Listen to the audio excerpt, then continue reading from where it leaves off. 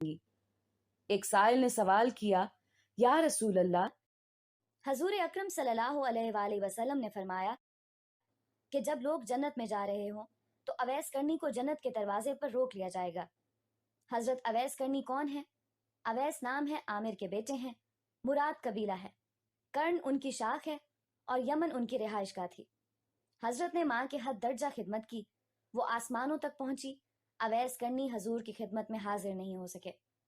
جبرائیل آسمان سے پہنچے اور ان کی بات کو حضور صلی اللہ علیہ وآلہ وسلم نے بیان کیا۔ چونکہ حضور صلی اللہ علیہ وآلہ وسلم دیکھ رہے تھے کہ آئندہ آنے والی نسلیں اپنی ماؤں کے ساتھ کیسا سلوک کریں گی۔ ایک سائل نے سوال کیا، یا رسول اللہ صلی اللہ علیہ وآلہ وسلم، قیامت کب آئے گی؟ تو آپ صلی اللہ علیہ وآلہ وسلم نے ارشاد فرمایا، مجھے نہیں معلوم کب آئے گی۔ تو سائل نے کہا کہ کوئی نشانی تو بتا دیں۔ تو آپ صلی اللہ علیہ وآلہ وسلم نے فرمایا، جب اولاد اپنی ماں کو ذلیل کرے گی تو قیامت آئے گی۔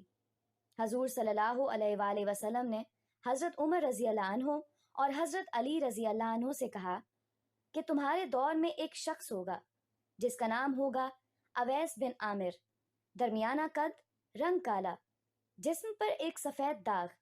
حضور صلی اللہ علیہ وآلہ وسلم نے ان کا حلیہ ایسے بیان کیا جیسے سامنے دیکھ رہے ہوں۔ وہ آئے گا، جب وہ آئے تو تم دونوں نے اس سے دعا کرانی ہے۔ حضرت عمر رضی اللہ عنہ اور حضرت علی رضی اللہ عنہ کو اویس کرنی کی دعا کی ضرورت نہیں تھی۔ یہ امت کو پیغام پہنچانے کے لیے کہ ماں کا کیا مقام ہے۔ حضرت عمر رضی اللہ عنہ حیران ہو گئے اور سوچنے لگے کہ حضور صلی اللہ علیہ وآلہ وسلم کیا کہہ رہے ہیں کہ ہم اویس سے دعا کروائیں۔ تو حضور صلی اللہ علیہ وآلہ وسلم نے فرمایا، عمر، علی، اویس نے ماں کی خدمت اس طرح کی ہے، جب وہ ہاتھ اٹھاتا ہے تو اللہ اس کی دعا کو خالی نہیں جانے دیتا۔ حضرت عمر رضی اللہ عنہ 10 سال خلیفہ رہے، 10 سال حج کیا، لیکن انہیں اویس نہ ملے۔ ایک دن سارے حاجیوں کو اکٹھا کر لیا اور کہا کہ تمام حاجی کھڑے ہو جاؤ۔ آپ کے حکم پر تمام حاجی کھڑے ہو گئے۔ پھر کہا کہ سب بیٹھ جاؤ، صرف یمن والے کھڑے رہو۔ تو سب بیٹھ گئے اور یمن والے کھڑے رہے۔ پھر کہا کہ یمن والے سارے بیٹھ جاؤ، صرف مراد قبیلہ کھڑا رہے۔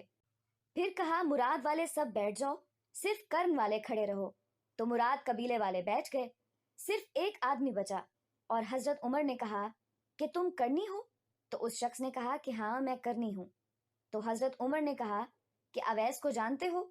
تو اس شخص نے کہا کہ ہاں جانتا ہوں، میرے بھائی کا بیٹا ہے، میرا سگا بھتیجا ہے، اس کا دماغ ٹھیک نہیں ہے، آپ کیوں پوچھ رہے ہیں؟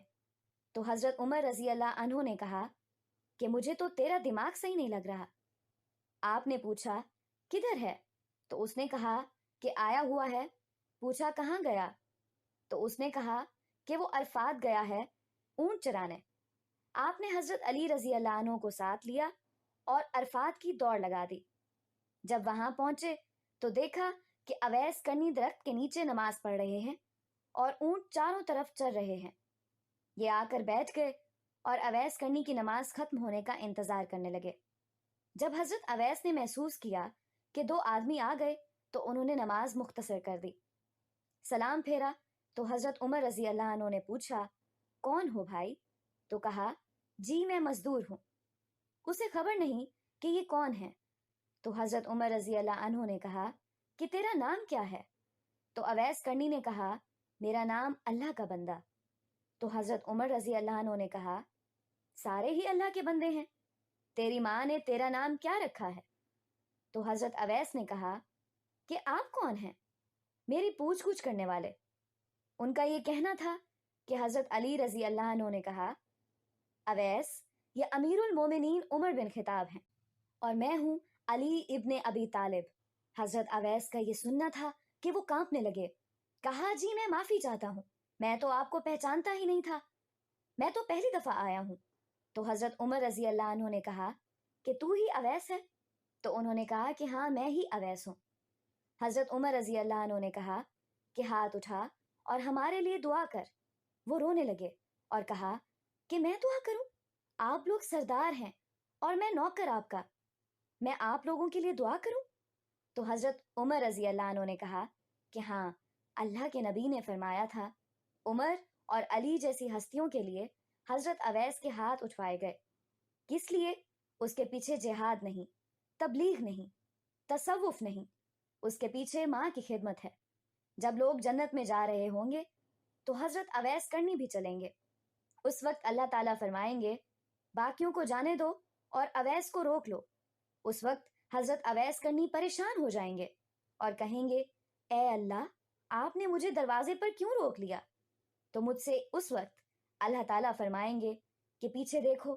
جب پیچھے دیکھیں گے تو پیچھے کروڑوں اربوں کی تعداد میں جہنمی کھڑے ہوں گے۔